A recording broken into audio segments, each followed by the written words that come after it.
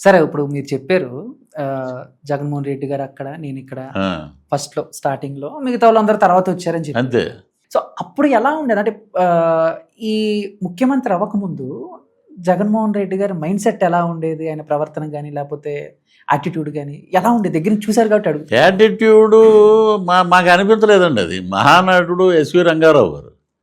అది మామూలు పల్లెటూరు చెప్తుంటారు. ఎస్వి రంగారావు అంటారు కొంతమంది. ఎస్పి రంగారావు అంత మహానటుడు అతను. అంటే శవానికి నవ్వే, పుట్టినరోజుకి నవ్వే, ఎవడైనా ఏదైనా ఉన్నా నవ్వే. ఇలా నవ్వుతుంటే మనం ఏమో నిజంగా చాలా గొప్పడే ఇతను, నిజంగా అసలు ఎక్స్ప్రెషన్ తెలియాలిగా మనకి. ఏమంటే కొంచెం బయట ఉండండి అంటే అమ్మో వీడు కొంచెం రూడ్ ఫెలో అనుకుంటారు. అలాంటివి ఏమి కనపడేవి కాదు అప్పుడు. అమ్మో ఏదైనా సిన్సియర్గా పనిచేస్తున్నాడే మనం. ఇది మనం కూడా ఏంటంటే జల్లికట్లో ఎదులాగా పరిగెట్టేసాం. ఏదైతే మనం ముందుకెళ్ళిపోతాం అక్కడి నుంచి కొట్టేయటం, ఇక అన్న వచ్చేస్తున్నాడు మొత్తం. తర్వాత తెలిసింది, ఒరే అన్న కాదురా దరిద్రుడు, నువ్వు ఏది పడితే అది మాట్లాడు, ఇక్కడ డ్యామేజ్ అవుతుందిరా నీకు అన్నా కూడా మనం పట్టించుకోలే. ఆ తర్వాత అర్థమైంది, ఉంటే అన్న ఉండాలి, లేకపోతే కొండంత అండన్న ఉండాలి. ఆ రెండూ లేవు. నేను జెడ్పీటీసీ మెంబర్ కాదు, ఒక వార్డు మెంబర్ కూడా కాదు పార్టీలో. ఓకే. కానీ నా మీదే కక్ష పెట్టారు వాళ్ళు. నేనేంటే వాళ్ళు ఏమైనా 100 కోట్లు అడిగాము, 200 కోట్లు అడిగాము, లేకపోతే ఎంపీలు అడిగాము, లేకపోతే ఆస్తి ఏమన్నా అడిగాము, లేకపోతే ఒక ప్యాలెస్ ఇచ్చామని అడిగాము. అయ్యేవి లేవు. సరే ఏదో పని చేసాం వచ్చేసాం. డబ్బులు కూడా మాయ 2 ల్యాండ్లు తాకట్టు పెట్టి అమ్మేసాం కూడా. అయ్యి దాని దగ్గర ఒక 90-95 లక్షలు, కోటి రూపాయల దగ్గరికి మొత్తం అయిపోయి వైసీపీ పార్టీలో ఉన్నప్పుడు ఆ, ₹1 పోయి. కోటి ఖర్చు పెట్టారు. మొత్తం తిరిగి మనం ఇంద్రుడు చంద్రుడు ఆహా ఓ రే 10 దండలు వేయండిరా, ఇటు భోజనాలు పెట్టండి, ఇక్కడ ఫ్లెక్సీలు వేయండిరా. ఏమైందండి ఆఖరికి ఒక ఫుట్బాల్ తోడు ఒక తన్నారు, ఎక్కడికో ఉన్నాం మనం. సరే, ఎలక్షన్స్ కి ముందు మీరు వైసీపీ పార్టీకి పనిచేసేటప్పుడు జగన్మోహన్ రెడ్డి గారు మీకు అన్న మాట ఇచ్చారా? అన్న గెలిచిన తర్వాత నేను మీకు ఈ పదవి ఇస్తాను, ఏం లేదండి. అసలు మనం ఏం అడగను కూడా అడగల. ఉమ్, సుబ్బారెడ్డి గారు ఏదో గౌరవించి మాట్లాడుతున్నాం మనం. ఇంకా సుబ్బారెడ్డి గారు అని ఆయన ఎవరో తెలుసండి. ఈజ్ ఎంపీ, రాజశేఖర రెడ్డి గారు చుట్టం, జగన్మోహన్ రెడ్డి గారు చిన్నాన్న అని తెలుసు. మామూలుగా విడిగా మేము ప్రచారం చేసే చోట్ల సుబ్బారెడ్డి ఎవడన్నాడు అని అంటున్నారు బయట. తెలియదు. 30 years అండర్స్టాండింగ్ అంటే ప్రపంచం తెలుసు. అదే నీకు నాకున్న క్రెడిబిలిటీ, మా మధ్యలో ఉన్న గ్యాప్ అది. అతన్ని చైర్మన్ చేశారు, నేను ఎస్యూబీసీ చైర్మన్. అలా చూసేవాడు ఏంటో నాకు అర్థమైంది కాదు అసలు. అంటే ఆ చూపులో ఎంత ఉందిరా ఆయన పవర్ అని. అలాగా ఆయన ఏంటంటే వాళ్ళ పక్కన ఉన్న వాళ్ళు కూడా చెప్పారు, ఆయనే 2 చేయాలని ఉన్నాడండి. మీరు వచ్చారు, ఇలా ఇలా ఏమంటే ఇలా జరిగిందండి, ఇలా జరిగిందండి, ఓ 33 మంది వల్ల మనకి ప్రాబ్లం ఉందండి. ఇక్కడ క్రిస్టియానిటీ లైట్లలో కూడా మనకి బ్రహ్మోత్సవాలు అప్పుడు కనబడుతున్నాయి, ఇవ్వండి అవ్వండి అని ఒక ఫైల్ తీసుకెళ్ళి అక్కడ పెట్టాం. బా, ఆ, ఆహా. అని బయటకు వచ్చాం. ఒక 3 నెలల కన్నా ఉంచలేని అన్నారు. 4వ నెల మనల్ని ఒక తొక్కి బయటకు వదిలేశారు. పోనీ మనం పోలీస్ స్టేషన్లో వాటిలో చూస్తుంటాం, ఒక అమ్మాయి ఒక ఎస్ఐ దగ్గరికి వస్తుంది, నాకు ఈ పని చేయండి అంటే నిన్ను వాడుకుని నేను ఆ పని చేస్తాను అంటాడు. అదే జర్నలిస్టులు అంతా రికార్డ్ చేసి పెడతారు. అసలు ఏమీ లేవే. అసలు అది ఎవరో తెలీదు. పొద్దున్నే మాట్లాడేశారు, సాయంత్రానికి శోభనం కింద కట్టేశారు, ఆడియోలో పెట్టారు. తర్వాత ఒకడు బట్టలు ఇప్పి, ప్యాంట్ ఇప్పి, జిప్ ఇప్పి చూపించాడు వరలక్ష్మి వ్రతం రోజు. ఆడిని ఆ దరిద్రాన్ని చూడలేక సచ్చారు జనం. వాళ్ళ పార్టీ వాళ్ళు ఇది మా వాడిది కాదంటారు. అంటే మీరు చూసారా ఇలాంటి మాటలు? ఇలాంటి ఇది ఇచ్చి దరిద్రం. 2020లో మనం సింపథైజర్గా వెళ్ళిపోయాం జనసేనకి. అలా వెళ్ళటం వల్ల ఈ రోజున ప్రపంచంలో, ఆంధ్రప్రదేశ్లో తెలుగు మాట్లాడే ప్రజల మధ్య ఒక గౌరవం, ఒక అభిమానం ఉన్నాయి నాకు. లేకపోతే చరిత్రలో ఒక అంబటి రాంబాబు, ఒక కొడాలి నాని, ఒక పేరు నాని, ఒక రోజా గారు ఆ లిస్టులో మనల్ని కూడా వేసేవారు. సరే, ఇందాడ మనం ఇంతకు ముందు సినిమాల గురించి మాట్లాడుకున్నప్పుడు ఇండస్ట్రీలో కూడా నాకు కొన్ని షాక్స్ తగిలినాయి అని చెప్పారు కదా. అలా వైసీపీలో పృథ్వీ గారికి తగిలిన ఫస్ట్ షాక్ ఏంటి సార్? వైసీపీలో మీకు తగిలిన ఫస్ట్ షాక్ ఎవరో, అది ఎవరో కూడా తెలియదు. ఇక్కడ ఏంటంటే మనం ఎంతమంది ఇక్కడ స్టార్స్ లేరు, ఇక్కడ ఎంతమంది. పోనీ ఆ రకంగా అనుకున్న ప్రజారాజ్యం అప్పుడు మనం ఎంతోమంది మహిళా కార్యకర్తలతోటి పని చేయాల్సి వస్తుంది. ఎందుకు వైసీపీలోనే బోల్డు మంది ఆ 10 ఏళ్లలో బోల్డు మంది మహిళా కార్యకర్తలు ఉంటారు. వాళ్ళని ఏమన్నా మమ్మల్ని ఏమి గెలలేదండి, ఎప్పుడు మమ్మల్ని ఏమి గోకలేదండి అని, మరి గిల్లినా గోకినా చెప్పేవాళ్ళు కదా వాళ్ళు. ఇది తీసుకొచ్చి పెట్టి వాంటెడ్గా బయటికి తోశారు. ఇప్పుడు అంబటి రాంబాబు ఉన్నాడు, అప్పుడు వాళ్ళకి కావాలి అంబటి రాంబాబు గంట అరగంట అలా పోయాడు. ఇంకోటి అరగంటలో ఏదో చేద్దామని ఆడు.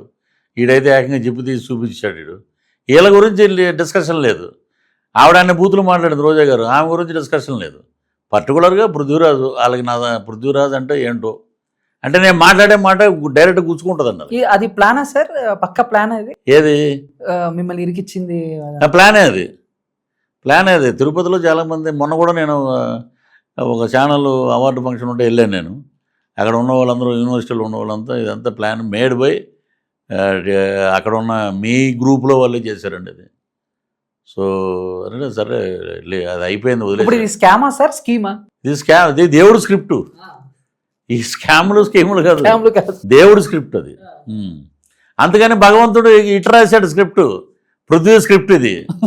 నేను ఒకటే అనుకున్నాను, నేను ఏంటంటే షూటింగ్లు బిజీ ఉండటం వల్ల నేను లోకేష్ బాబుని కలిసాం, పవన్ కళ్యాణ్ గారు ప్రమాణ స్వీకారం జరిగిన రోజునే వెళ్ళిపోయి ఛార్జ్ చేసుకున్నప్పుడు, ఇంకా కలవలసిన చంద్రబాబు నాయుడు గారిని కలవాలి, అసెంబ్లీలో కూర్చోవాలి. దేవుడు వచ్చినప్పుడు దేవుడు స్క్రిప్ట్ ఇదిరా దేవుడు స్క్రిప్టు. దూరం నుంచి ఇప్పుడు అసెంబ్లీ లాబీల్లో అక్కడ అతను ఉండగా జగన్మోహన్ రెడ్డి మనం అట్నుంచి అలా వెళ్తుండాలి. ఇది జనసేన ఎమ్మెల్యే తోటి కనపడినప్పుడు ఎలా అనాలి, ఇది దేవుడు స్క్రిప్ట్ అని. ఆ రోజు కోసం ఎదురు చూస్తున్నాను. ఇప్పుడు ఎప్పుడు ఇది కదండి, మొత్తం అందరినీ లోపలేస్తారు. తప్పు ఎక్కడ ఉంటే అక్కడ లోపలేస్తారు. ప్రజలకి మంచి జరుగుతుంది, బ్రహ్మాండంగా అన్ని నియోజకవర్గాలు అభివృద్ధి పథం వైపు ముందుకు వెళ్తున్నాయి. సార్ స్క్రిప్ట్ అంటే గుర్తొచ్చింది.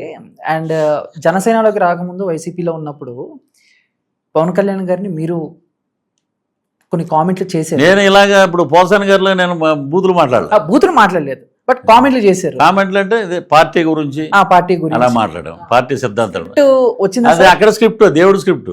ఆ స్క్రిప్ట్ వచ్చినప్పుడు ఒక మనస్సాక్షి అనేది ఒకటి ఉంటుంది కదా, అప్పుడు ఏమైనా అనిపించిందా? అనిపించేది ఆ టైంలో ఏంటంటే టెర్రరిస్టులని మీరు చేస్తారు ఏదో గదిలో పెట్టి, బాగా దాన్ని ఇంజెక్ట్ చేసి వదిలేస్తారు కెమెరాల ముందు. ఇక మనాతానా లేదు, ఏదో మాట్లాడేసాక తర్వాత చిప్పు దొబ్బాక ఇవన్నీ గుర్తొస్తాయి. వాళ్ళ చిప్పు ఉన్నంతసేపు మనకి పనిచేయదు. ఆ చిప్పు ఎప్పుడైతే దొబ్బుద్ది అనుకోండి, అప్పుడు మొత్తం మ్యాటర్ వెళ్ళిపోద్ది, డిలీట్ అయిపోద్ది. ఎవరైనా మనం ఇదే చేసింది ఇది అని అప్పుడు అర్థం అవుతుంది, ఇది దేవుడు స్క్రిప్ట్ అని. సరే నేను కూడా సమయం కోసం వెయిట్ చేశానండి.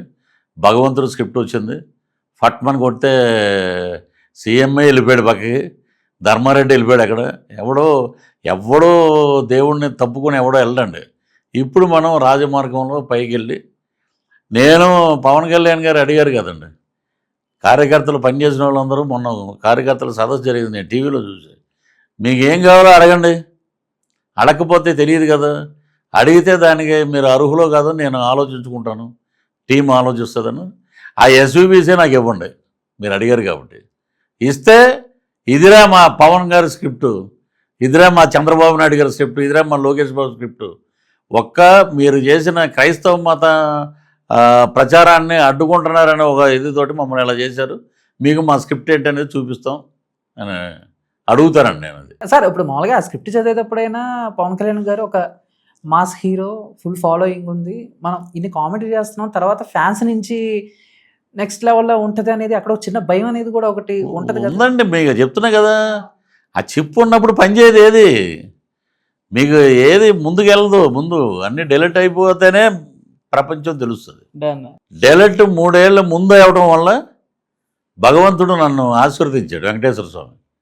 అదే ఆయన కూడా చాలా సౌమ్యంగా మాట్లాడి, బ్రో నుంచి స్టార్ట్ అయింది మాది. ఆయనతోటి సెట్లో చాలా బాగా మాట్లాడు. యువర్ ఏ వైట్ పేపర్, మిమ్మల్ని యూజ్ చేసుకున్నారు వాళ్ళు. So we know what is what అని. అది చిరంజీవి గారు అన్నారు, పవన్ కళ్యాణ్ గారు అన్నారు, నాగబాబు గారు అన్నారు. ఫ్యాన్స్ అందరూ తర్వాత వరుసగా 1 by 1 ఈరోజు జనసేన ఫ్యాన్స్ అంటే పృథ్వీ గారు మా జన సైనికుడు, పవన్ కళ్యాణ్ గారు బాణం.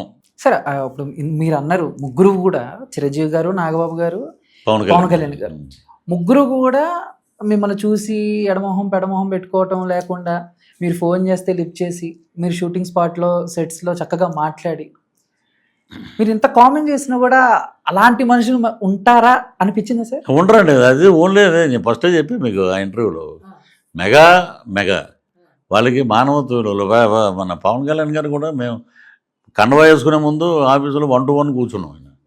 నేను వాడుకుని వదిలేసే రకం కాదు. నా భవిష్యత్తు ఈ ఎన్నికల్లో ఎంత ముఖ్యమో మీ భవిష్యత్తు కూడా నాకు అంతే ముఖ్యం. అదే ఆస్కర్ అవార్డు నాకు. ఆ మాట చాలు. చాలామంది అన్నారు ఆయన మాట అంటే మాటే, మాట తప్పడు. ఇది జనాల్లో కావాల్సింది.